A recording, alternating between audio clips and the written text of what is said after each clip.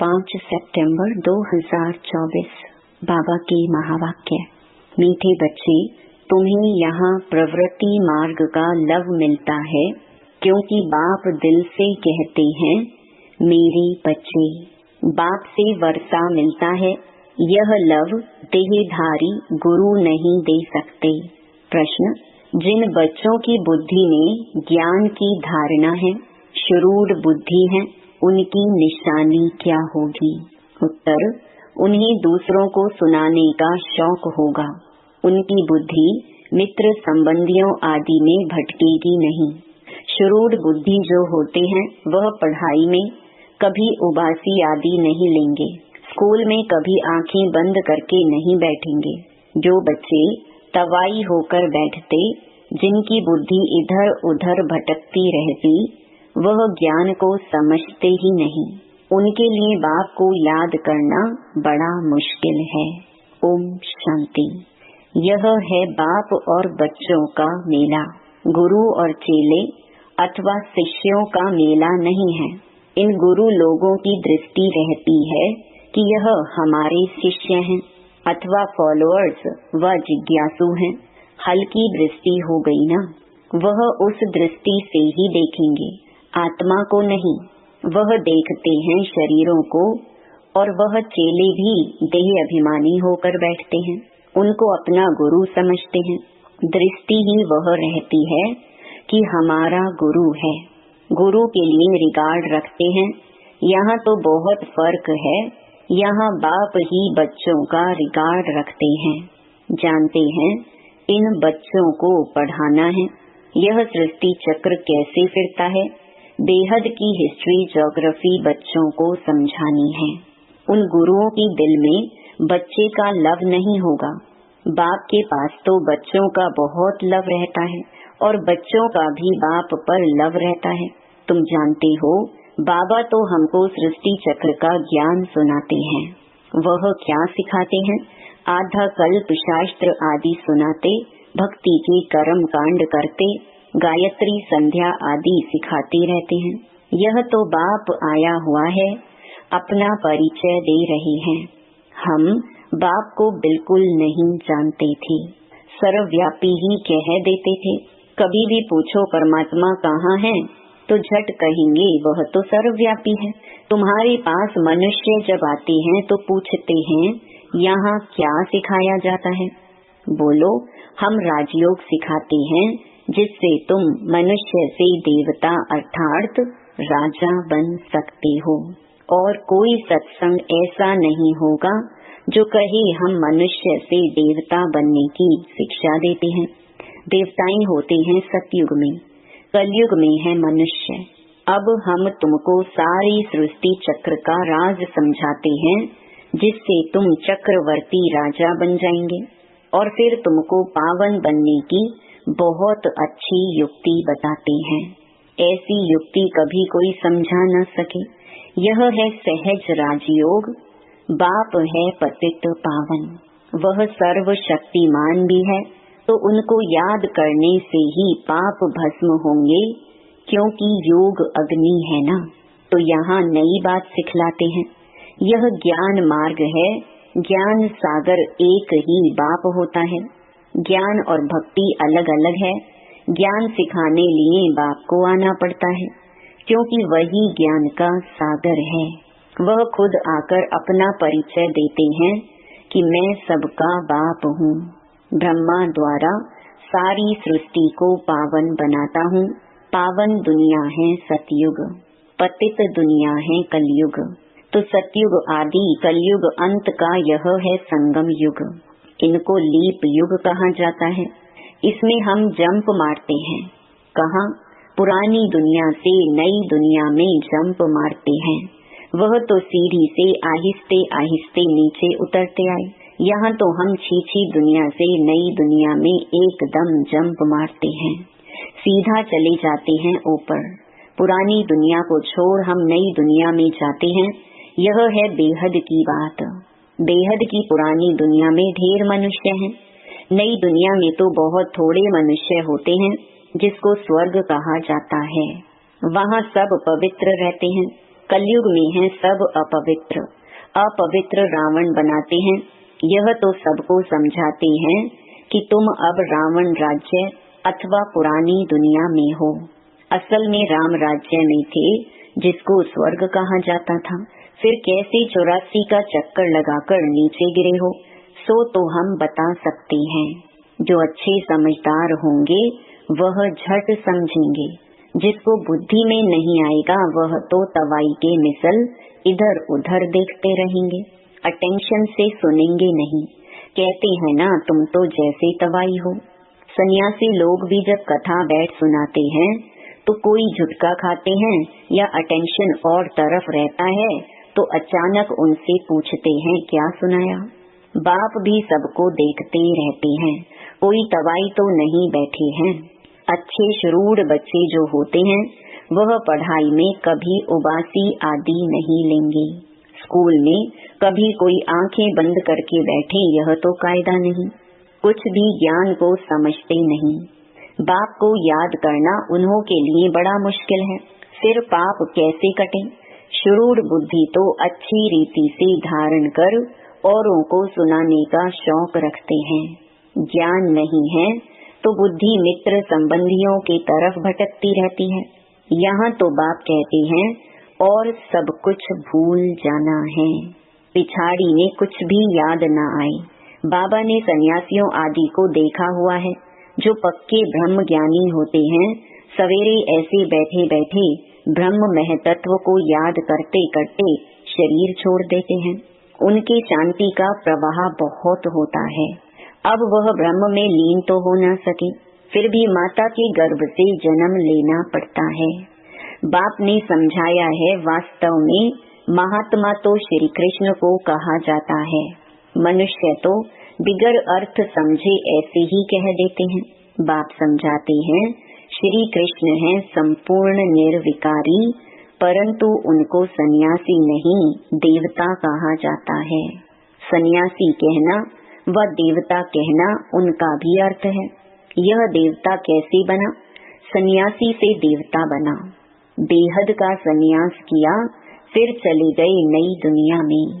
वह तो हद का सन्यास करते हैं, बेहद में जा न सके, हद में ही पुनर्जन्म लेना पड़े विकार से। बेहद का मालिक बन न सके, राजा रानी कभी बन न सके, क्योंकि उन्हों का धर्म ही अलग है। सन्यास धर्म देवी देवता धर्म नहीं है। बाप कहते हैं, मैं अधर्म विनाश कर देवी देवता धर्म की स्थापना करता हूँ। विकार भी अधर्म है ना, इसीलिए बाप कहते हैं, इन सब का विनाश और एक आदि सनातन देवी देवता धर्म की स्थापना करने मुझे आना पड़ता है। भारत में जब सतयुग था तो एक ही धर्म था, वही धर्म फिर अधर्म बनता है। अब तुम फिर से आदि सनातन देवी देवता धर्म स्थापन कर रहे हो। जो जितना पुरुषार्थ करेंगे उतना उच्च पद पाएंगे। अपने को आत्मा निश्चय करना है। भल गृहस्थ व्यवहार में रहो, उसमें भी जितना हो सके उठते बैठते यह पक्का करो, जैसे भक्त लोग सवेरे उठकर एकांत में बैठ माला जपते हैं, तुम तो सारे दिन का हिसाब निकालते हो। फलाने समय इतनी याद रही, सारे दिन में इतना समय याद रही, टोटल निकालते हो। वह तो सवेरे उठकर माला फेरते हैं। भल कोई सच्चे भक्त नहीं होते हैं। कईयों की बुद्धि तो बाहर कहाँ कहाँ भटकती रहती है। अभी तुम समझते हो भक्ति से फायदा कुछ भी नहीं मिलना है। यह तो है ज्ञान, जिससे बहुत फायदा होता है। अभी तुम्हारी है चढ़ती कला। बाप घड़ी घड़ी कहते हैं मन मना भव। गीता में भी अक्षर हैं, परंतु उसका अर्थ कोई भी सुना नहीं सकेंगे, जवाब देने आएगा नहीं। वास्तव में उसका अर्थ लिखा हुआ भी है, अपने को आत्मा समझ, देह के सब धर्म छोड़, मामेकम याद करो। भगवानो वाच है ना, परंतु उनकी बुद्धि में है श्री कृष्ण भगवान। वह तो देहधारी पुनर्जन्म में आने वाला है ना, उनको भगवान कैसे कह सकते हैं? तो सन्यासी आदि किसी की भी दृष्टि बाप और बच्चों की नहीं हो सकती है। भल गांधी जी को बापूजी कहते थे, परंतु बाप बच्चे का संबंध नहीं कहेंगे, वह तो फिर भी साकार हो गया ना। तुमको तो समझाया है अपने को आत्मा समझो। इसमें जो बाप बैठा है वह है बेहद का बापूजी। लौकिक और पारलौकिक दोनों बाप से वर्षा मिलता है, बापूजी से तो कुछ भी नहीं मिला। अच्छा, भारत की राजधानी वापस मिली, परंतु यह वर्षा तो नहीं कहेंगे। सुख मिलना चाहिए ना। वर्षे होते ही हैं दो, एक हद के बाप का, दूसरा बेहद के बाप का। ब्रह्मा से भी कोई वर्षा नहीं मिलता है, भल सारी प्रजा का वह पिता है। उनको कहते हैं ग्रेट ग्रेट ग्रैंडफादर। वह खुद कहते हैं मेरे से तुमको कुछ भी वर्षा नहीं मिलता, जबकि यह खुद कहते हैं मेरे से वर्षा नहीं मिल सकता, तो उस बापूजी से फिर क्या वर्षा मिल सकेगा? कुछ भी नहीं। अंग्रेज तो चले गए, अभी क्या है? भूख हड़ताल, पिकेटिंग, स्ट्राइक आदि होती रहती, कितनी मारा मारी होती रहती है, कोई का डर नहीं है। बड़े बड़े ऑफिसर्स को भी मार देते हैं, सुख के बजाय और दुख है। तो बेहद की बात यहाँ ही है। बाप कहते हैं पहले पहले तो यह पक्का निश्चय करो कि हम आत्मा हैं, शरीर नहीं। बाप ने हमको एडॉप्ट किया है, हम एडॉप्टेड बच्चे हैं। तुमको समझाया जाता है बाप ज्ञान का सागर आया है और सृष्टि चक्र का राज समझाते हैं, दूसरा कोई समझा न सके। बाप कहते हैं देह सहित देह के सब धर्मों को भूल मामेकम याद करो। सतो प्रधान जरूर बनना पड़ेगा। यह भी जानते हो पुरानी दुनिया का विनाश तो होना ही है।